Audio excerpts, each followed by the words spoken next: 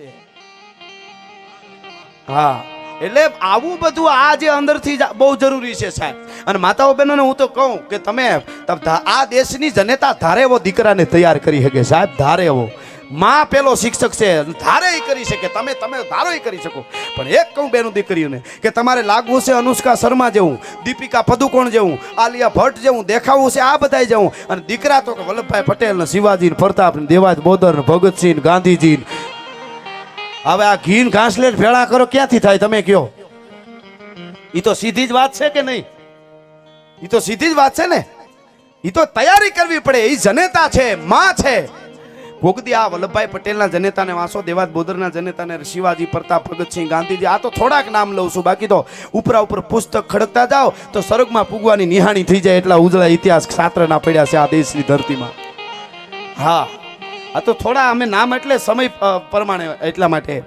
એટલે કહેવાનો અર્થ મારો એ છે કે જનેતાને તૈયારી કરવી પડશે સાહેબ. મેં જોયા છે અરબોપતિ. આ મનસુખભાઈને આવો વિચાર આવ્યો તો એનો અર્થ એવો નથી કે પૈસા છે એટલે આવ્યો. પૈસા તો ઘણા પાસે હોય.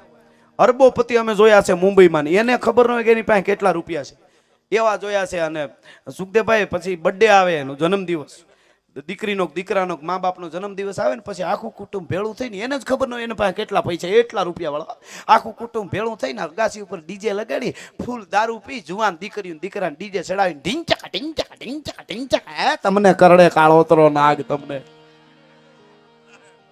હવે પછી એની દીકરીઓ પાછી માયક ઉપર આવીને વાતો કરતી હોય, હમ ભારત કા ઉદ્ધાર કરને વાલા પેદા કરેંગે. ઘરનો ઉદ્ધાર કરી તો ભારતનો ઉદ્ધાર જ છે, એમ ઉદ્ધાર નો થાય. ભલિયું વીણના ભલા કોઈ દી નાગડા નર નો નીપજે. મનહર મુખે માનુની અને ગુણિયલ હોય ગંભીર, એની કુખે નર નીપજે વો તો વંકડ મૂછા વીર. એવી જનેતા જોઈ તો થાય. તમે આ બધાય મહાપુરુષોની જનેતાઓને વાંચો તો ખબર પડે. તૈયારી તો કરવી જ પડે સાહેબ, તો જ થઈ શકે. અને એટલા માટે ઈ જ્યારે તૈયારી મારી અને તમારી અંદર દાજ જાગશે ત્યારે તમે એ વખત મળે તો ગાંધીને વાંચો, ભગતસિંહને વાંચો, પ્રતાપ, શિવાજી, દેવાજ બોદર, વલ્લભભાઈ પટેલ, આવા ઉજળા ઇતિહાસો વાંચો તમે. અને એમાં સમય તમે છે એમાં સમયને નાખજો. આ પબજીમાં સમય બગાડતા નહીં, કેટલાય ગાંડા થઈ ગયા છે એમનો. આ આપણી પરંપરા નથી. એ તો આપણા યુવાનોને અવળા કેડે દોરવા સારું થઈને પેલા 3 પતિ બધી આ નાખી હતી કંપની વાળાએ ને, હવે પછી પબજી ઘણા યુવાનોને તો છોડી દીધું છે. પણ આવું કરતા નહીં. આપણે પૂછીને કે તમે પબજી ને આવું બધું શું કામે રમો છો? એકચ્યુઅલી સમય નથી જતો. અરે તમારી ભલી થાય. તમારી આવડી જિંદગી 100 વર્ષમાંથી હવે 60 70 80 માંડજી, એમાં તમે સમય સાહેબ. તમે આ બધા મહાપુરુષોને પૂછો તો ખબર પડે સમયની હું કિંમત હતી સાહેબ. આ દેશના યુવાનો આજ પણ ભારતના સીમાડા હાંચવી અને બેઠા છે. તમે યોગેન્દ્રસિંહ યાદવને પૂછો તો તમને ખબર પડે. 19 વર્ષની ઉંમરે પરમવીર ચક્ર એને મેળવ્યું છે. એને ખબર હતી સમયની શું કિંમત છે ભલા માણસ. અને સમય નથી સાહેબ જાતો, ગજબ ન લાગે આપણને. અને એટલે અંદર તમે કોણ છો? સ્વામી વિવેકાનંદે કીધું છે કે એક મારા દેશનું યુવાન એક બ્રહ્માંડનું સર્જન કરી શકે, પણ એને ખબર હોવી જોઈએ. અને એટલે હું પ્રોગ્રામમાં ઘણી વાર કહું, હાથીના બચલાનું જન્મતા નાનું બચલું હોય જન્મતા વેત, પછી મદનિયાને એક નાના એવા ખીલડામાં બાંધ્યું હોય, પછી ધીરે ધીરે ધીરે ધીરે ધીરે ધીરે ઈ મદનિયામાંથી હાથી મોટો થવા માંડે અને ખીલડા ઈનું ઈ દોરડું ઈનો ઈ ખીલડો, પછી તો મદમસ્ત હાથી બની જાય. અને મોટો કાજળનો પહાડ વયો આવતો હોય, હાથી એવો વયો આવતો હોય, એવો હાથી હોય, પણ ઈને દોરડે ખીલડે બાંધી એટલે હાથી તરત આમ હતાણ થાય ને તો પગ આમ કરી જાય. કોક હાથીને જઈને આભલું દેખાડો કે તું મોટા મોટા મકાનો મોટા મોટા ઝાડને પાડીને કેવડો થયો છો. એમ મારા દેશના યુવાનોમાં શક્તિ તો છે, પણ અરીસો દેખાડવાની જરૂર છે કે તમે મૂળિયા ઉખેડી શકો છો. વિકૃતિના મૂળિયા તમે ધારો એ કરી શકો. એમ તમે કોણ છો સાહેબ? અને એટલા માટે આ વાતની એ આખી કથા છે એ વાંચે અને એને એમ થાય કે હિરણ્યકશિપુ જેવી મહાસત્તા હોય જ્યાં ભગવાનનું નામ કોઈથી લેવાય નહીં, હરણાકશના નામ સિવાય લેવાય નહીં, એવી મહાસત્તાની સામે પ્રહલાદ જજુમી શકતો હોય. અને એમાં છેલ્લે હગો બાપ એમ કેતો હોય, હરણાકશ એમ કેતો હોય પ્રહલાદ માટે એના માણસોને કે મેરે બેटे को मेरा भजन करवाओ और किसी का नहीं, भगवान का नहीं, कोई भगवान नहीं, भगवान है तो मैं हूं. અને છેલ્લે હગા બાપે કીધું તું કૃષાન છે કટાઈ દો, અગ્નિ મેં જરાઈ દો.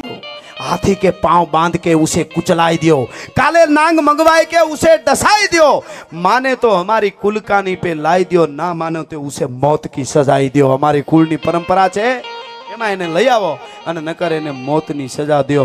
आवुं करे छतां एनी जीत थाय। આવી કથાઓ, આવું સાહિત્ય આપણું અદ્ભુત છે। એટલે વાત તમને એ કરતો તો પેલા આપણે એક થવું જોઈએ।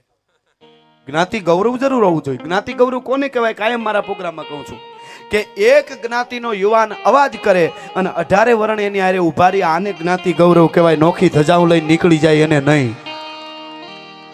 સાહેબ શું આપણું ભારત વર્ષ હતું, આજ પણ આખા સંશોધનો આપણા શાસ્ત્રો ઉપર થઈ રહ્યા છે સાહેબ, અને આપણે ક્યાંક આખા ન વયા જાય। આ નાસાનું આખું વિજ્ઞાન છે એ આપણા કેલેન્ડર ઉપર આવે છે સાહેબ। દરિયામાં ભરતીનો ઓટ એ ભારતના કેલેન્ડર ઉપર આવે અમાહ અને પૂનમે, અને નાસા વાળાના આખા વિજ્ઞાનને કોઈ પણ ગ્રહમાં જવું હોય તો આપણું કેલેન્ડર જોઈને જાય છે કે આ સમયે આ તિથિએ આ ગ્રહ અહીંયા હોય છે સાહેબ। તો આ ભારત વર્ષ છે ને આપણે હાવ એકચ્યુઅલી આપણે કંઈ આ બધું જુઓ, બીજા દેશ સારા છે, આપણે કોઈની ટીકા ન કરાય। હું અહીં બેઠો બેઠો એમ કહું ફલાણો નીચો છે, હું ડબલ નીચો હું તો જ કોઈ નીચો કહી શકું, એ વાત પાકી છે સાહેબ। વિવેક પહેલી વસ્તુ છે। તમને ગમે એવું બોલતા આવડતું હોય, ગમે એટલી ભાષા આવડતી હોય, વિવેક નો એટલે કઈ છે જ નહીં। બધી ભાષા બોલતો તનમાં ત્રિકાળી જ્ઞાન, પણ વિવેક વગરનો વિદ્વાન કહેવાય ઘુવડ કાનિયા। મારા કાનિયા કવિએ લખ્યું છે કે જેના વિવેક નો એની વિદ્વાન હોય તો ઘુવડ કહેવાય। ગમે ત્યાં બોલી જાઉં, ગમે એને કહી દેવું એમ વિવેક આ દેશના યુવાનને।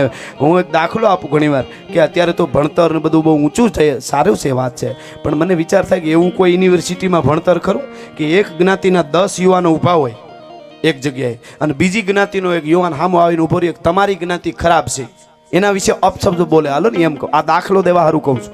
10 યુવાનો એક જ જ્ઞાતિના ઊભા હોય, સામો એકલો એક બીજી જ્ઞાતિનો યુવાન આવીને એમ કે તમારી જ્ઞાતિ આવી છે એટલે ખરાબ અપશબ્દ એના વિશે કહે, તો એવું ખરો કોઈ કે 10 ઊભા હોય એમાંથી એમ કે ઊભા રહેજો 10 જણા જે ના હોય જ્ઞાન, તમે ઊભા રહે, મારે પહેલા એને પૂછવું છે કે બોલવાનું કારણ શું, અને તું કોણ એવો કે મારી જ્ઞાતિને ખરાબ કે, અથવા તો તું મગજમેટ છો અથવા કોણ છો, એના મૂળ સુધી પૂગી અને એને ગોતે કા કહેવાનું કારણ શું, એવો વિવેક મળે એવી કોઈ યુનિવર્સિટી ખરી કે અમે 10 છીએ એને તો વીખી જ નાખો, બીજી વાત નહીં લ્યો, આટલું જ આવ્યું, આમાં જ ભડકા થાય છે કહેવાનો અર્થ મારો।